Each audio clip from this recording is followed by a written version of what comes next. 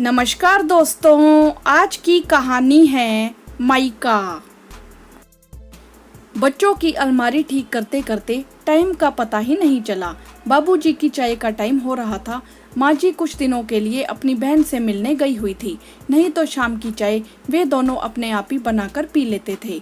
चाय बनाने चली तभी फोन की घंटी बजी। देखा तो मम्मी का फोन था। हमेशा की तरह वही सवाल, बच्चों के एग्जाम कब खत्म हो रहे हैं, बहुत मन कर रहा है तुम सबको देखने का। साल भर इंतजार करते हैं दोनों, कब बच्चों की छुट्टियां हों और मैं मायके आऊं। मुझे भी उस पल का बेसब्री से इंतजार रहता है। साल में एक बार ही तो मुश्किल से जाना हो पाता है। मम्मी से बात कर बाहर गई तो शोरगुल और हंसी की आवाजें सुनकर समझ में आ गया कि राशि आ चुकी है। आशुतोष भी ऑफिस से आते ही होंगे।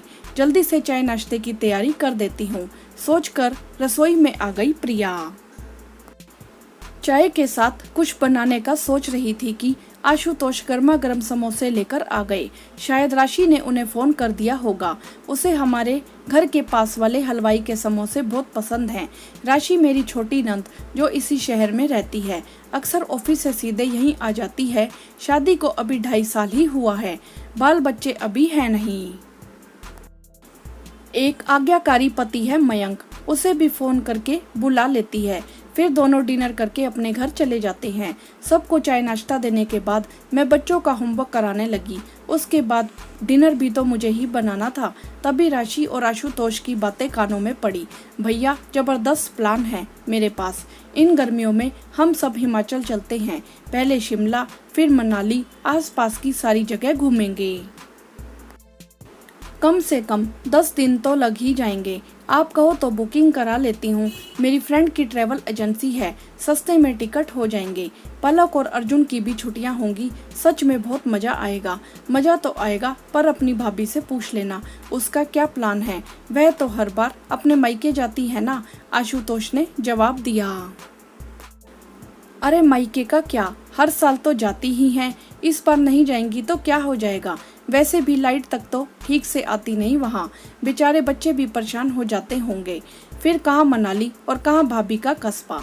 सुनकर गुस्सा तो बहुत आया, पर पता नहीं क्या सोचकर चुप रह गई। हर साल बच्चों के एग्जाम के बाद जब भी मेरा मायके जाने का टाइम आता, सबकी सुई घुमा फिरा कर वहीं अटक जाती। क्या करोगी जाकर। अरे मायका है वो मेरा, बचपन से लेकर शादी होने तक का समय बिताया है। जन्म देने वाले माँ बाप रहते हैं वहाँ मेरे। न जाने कितने रिश्ते छोड़कर आ गई थी, क्या दोबारा उन्हें देखने उन गलियों में जाने का मन नहीं करता। होमवर्क करते ही बच्चे भाग गए। सबके हंसी मजाक की आवाजें सुन उनका कौन सा पढ़ाई में दिल लग रहा था।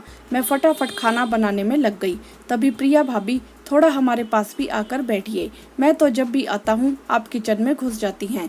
बाहर से मयंक की आवाज आई। पुलाव का कुकर गैस पर चढ़ा, मैं बाहर आ गई। देखो तो प्रिया, राशि हम सब के लिए कोई प्रोग्राम बनाकर लाई है।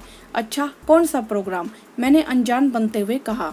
अरे भाभी, छुट्टियों में घूमने का प्लान बना रही थी, लेकिन भैया कह रहे थे आप तो हर बार अपने मायके जाती हैं।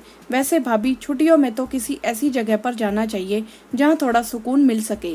दिल्ली की गर्मी से निकलकर आप अपने मायके चली जाती हैं, वहां पर तो शायद एसी भी नहीं है। बस अब बर्दाश्त के बाहर हो गया। इस बार चुप रहा ही नहीं गया। क्यों, जहाँ एसी नहीं होता वहाँ के लोग जिंदा नहीं रहते क्या। मेरा वह मतलब नहीं था भाभी, वहाँ तो ठीक से लाइट भी नहीं आती। सक पका गई राशि, पर मैं भी अभी चुप होने वाली नहीं थी। तुम कह रही थी ना कि छुट्टियों में ऐसी जगह जाना चाहिए जहाँ सुकून मिलता हो, तो मायका ही एक ऐसी जगह है जहाँ मुझे सुकून मिलता है। ना सुबह के अलार्म की चिंता होती है, ना आज क्या बनाऊं की तलवार सिर पर लटकती है। ऐसा नहीं कि मुझे यहाँ कोई परेशानी है, पर बस कुछ दिन के लिए बेफिक्र सी नींद और मम्मी के हाथ का बना गर्मा गर्म नाश्ता। रोज रोज की उबाऊ दिनचर्या से हटकर कुछ दिन सुकून के गुजार लेती हूँ मैं वहाँ। तुम तो इसी शहर में हो, जब मन किया आ जाती हो। मैं तो साल में एक बार ही जाती हूँ। मुश्किल से 15 दिन की छुट्टी मिलती है। मुझे दिन गिन रहे होते हैं मेरे मम्मी पापा की, कब छुट्टियां होंगी और मैं आऊंगी। वैसे घूमने का मन किसका नहीं करता। अरे मैं तो 15 दिन के लिए जाती हूँ, आगे पीछे का प्रोग्राम बना लो। इसमें मेरा मायका बीच में कहाँ से आ जाता है। और जहाँ तक बच्चों की बात है, वह उनका ननिहाल है। जाएंगे नहीं तो अपनी जड़ों से जुड़ाव कैसे महसूस करेंगे। कल को यदि विदेश चले गए तो क्या वहाँ की सुख सुविधाओं के आदी होकर अपने घर माँ बाप को भूल जाएंगे। मैं बच्चों को इतना स्वार्थी और सुविधा भोगी नहीं बनाना चाहती। उन्हें इस तरह के माहौल में रहने की आदत होनी चाहिए। समय का क्या पता कल कैसे दिन देखने पड़ जाएं। टाइम काफ़ी हो गया है, बाबूजी को दवा भी लेनी होती है। मैं फुलके सेक देती हूँ, कहकर मैं किचन में आ गई। मेरे पीछे पीछे राशि भी आ गई। मुझे माफ़ कर दो भाभी, मैं यहीं रहती हूँ, इसीलिए कभी इस तरह सोचा ही नहीं कि आपको भी अपने मम्मी पापा की याद आती होगी। आपको याद है एक बार जब मयंक के मम्मी पापा आ गए थे तो मैं 1 महीने यहाँ नहीं आ पाई थी, तो सच में मेरा मन घबराने लगा था। आप तो पूरे 1 साल के बाद जाती हैं। अरे पगली, माफ़ी क्यों मांग रही है। मेरे लिए जैसी पलक वैसी ही तू। बस आज मैं भी थोड़ा ज़्यादा बोल गई। मेरी जगह अगर तू होती तो शायद तू भी ऐसा ही करती। अब फटाफट सबकी प्लेट लगा, मयंक भी भूखा होगा। मैंने मुस्कुराते हुए राशि से कहा, क्योंकि मेरा मकसद उसका दिल दुखाना नहीं, बस उसे उसकी गलती का एहसास कराना था। दोस्तों, हर लड़की के लिए उसका मायका खास होता है। बचपन की ढेरों यादें जुड़ी होती हैं। लड़कियां किसी उम्मीद में या कुछ लेने वहाँ नहीं आती, वह तो बस अपने माँ बाप की शीतल छाँव में सुकून के कुछ पल गुजारने जाती हैं। लेकिन चाहे कितनी भी ससुराल वालों की सेवा कर लो, जब भी मायके जाने की बात आती है तो लगता है जैसे उनके बिना ससुराल का सारा काम ही लटक जाएगा। मायका लोकल है तो सबसे मिलती तो रहती हो, अब रुक कर क्या करोगी। अगर मायका दूर है, अरे इतने दिन के लिए मायके जा रही हो। जरा सोचो, जिन्होंने हमें उंगली पकड़कर चलना सिखाया, जिनके कंधों पर झूलकर हमने दुनिया को देखा, आज जब उनके घुटने कमजोर होने लगे, कंधे झुकने लगे, तो क्यों ना कुछ वक्त के लिए जाकर उन्हें थाम लें, उनका अकेलापन बांट लें। इंतजार में राह तकती उनकी आंखों को थोड़ी ठंडक दे दें।